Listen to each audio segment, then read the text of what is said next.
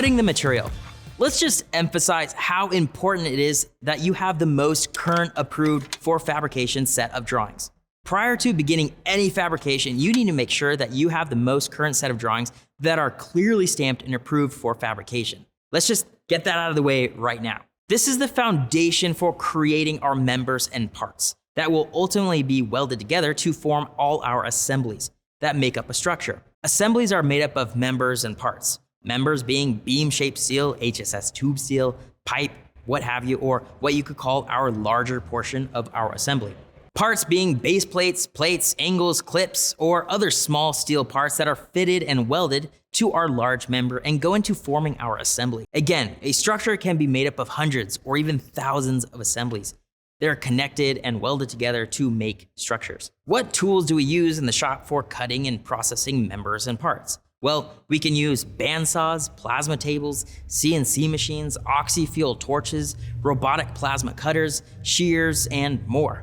In most modern fabrication shops, the use of CNC machines are becoming more prevalent, and yes, still require a knowledgeable ironworker to input data. However, the trusty bandsaw is still very prevalent. Pulling steel to be cut.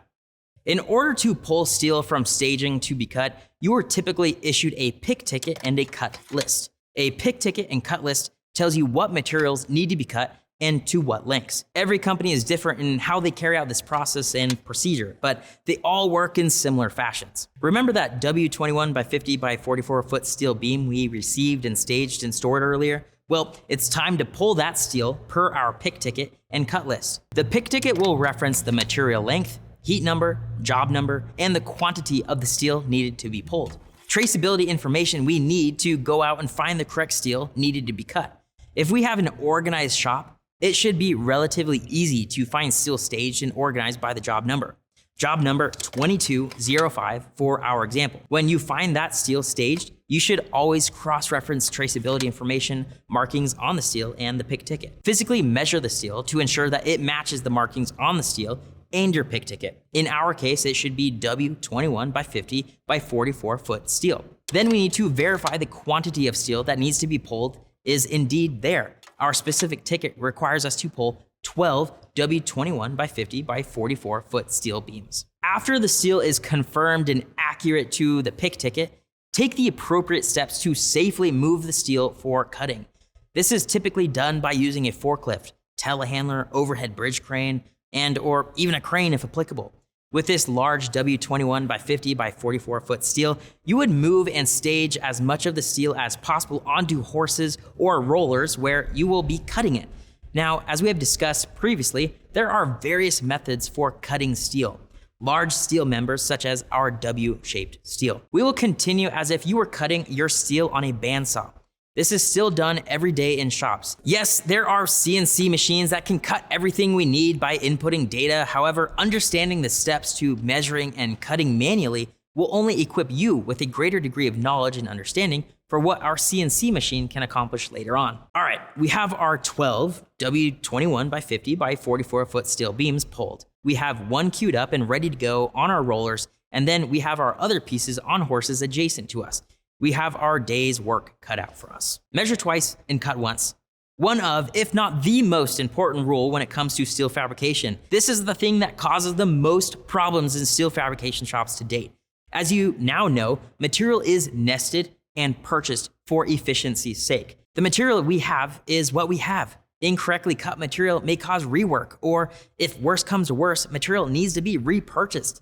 These are the mistakes that set work back, potentially delaying schedules and the delivery of product. Now, this is one of those things that's not an if, but a when. At some point, you probably will cut material incorrectly.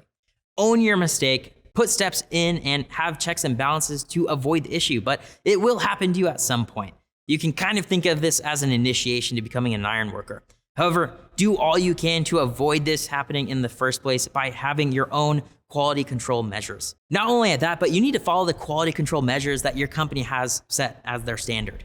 Now, our cut list for this W steel details 12 beams that need to be cut, and the dimensions for these beams need to measure 41 feet, 7 1/8 inches long. These pieces we are about to cut are the beginnings of longitudinal support beams for our office building. This beam will become the main member in the assembly drawing, beam 222A. And you can see that we are going to have 12 of these assemblies. Take your measuring tape and lay it across the entire steel beam. Our beam measures 44 feet long, and we need to cut this beam to 41 feet 7 1/8 inches long. So we roughly have 2 feet 5 inches worth of drop.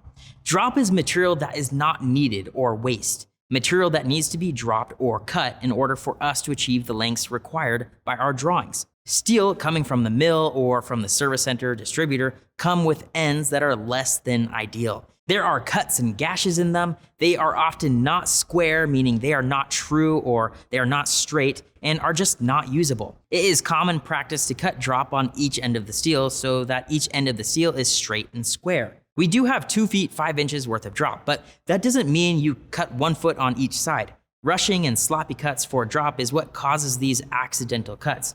You should work within 1 to 2 inches of cutting your first end. CNC machines may work within 1/8 of an inch for tolerances. But do what you find is reasonable. Not all material will have drop, so work according to the job.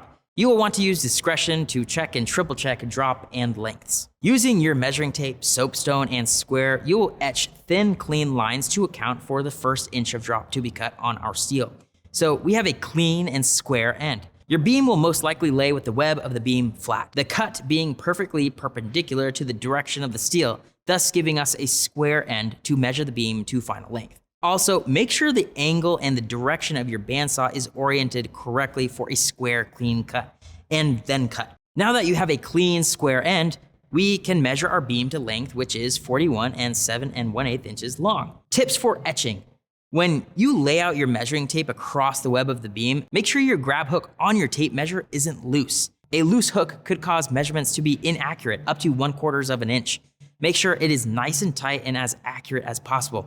You should be using a measuring tape that has been checked for accuracy. Stretch your tape a little beyond 41 feet 7 1/8 inches, closest to the side of contact for your bandsaw. Etch arrow points with your soapstone that meet at 41 feet 7 1/8 inches. Now that you have your measurement point at length, use your square to etch your lines across the beam indicating the cut line. You want to make sure you can accurately align the bandsaw with your length marks. Once you have your cut marks or etches on your steel, take your measuring tape off the beam and replace it again to double check the measurement. Remember, material is specifically purchased, so cutting without double checking your measurements and cut marks could cause overages or incurred costs due to your mistakes. Always measure twice and cut once. Are your measurements correct? Then cut.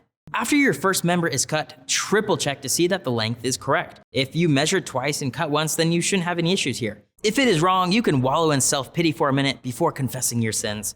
Let's hope that this is not the case though. Always look for discrepancies between the cut list, the material picked, and the cut length and quantity. If something seems wrong, then it probably is wrong. Ask a supervisor or another person to check your work. There are no stupid questions when it comes to making sure you are doing things correctly. Double checking and triple checking goes for inputting data on a CNC machine as well. The way the fab software works and the data is entered often results in incorrect listings when it comes to CNC machines. Common errors include wrong shape, incorrect cut count, wrong heat number. If it looks wrong, it is wrong. Check with your supervisor and get clarification. Post-cut markings and traceability. Now that you have cut your first member for our beam assembly, 22-2A, we need to mark the steel for identification and traceability as it moves through the rest of the fabrication process. Our steel will be marked with the following: cut list dimensions, which is 41 feet 7 1/8 inches long, the job number, the ship mark, and heat number. In addition to the markings above, the pick ticket, cut list, and assembly sheets should designate if the beams are going to be cambered or not. Now, you're probably asking, what is camber?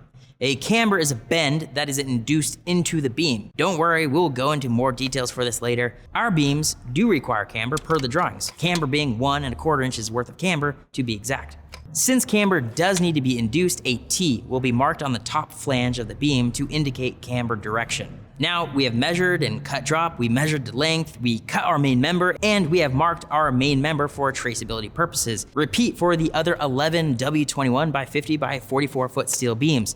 That's how cutting members is done.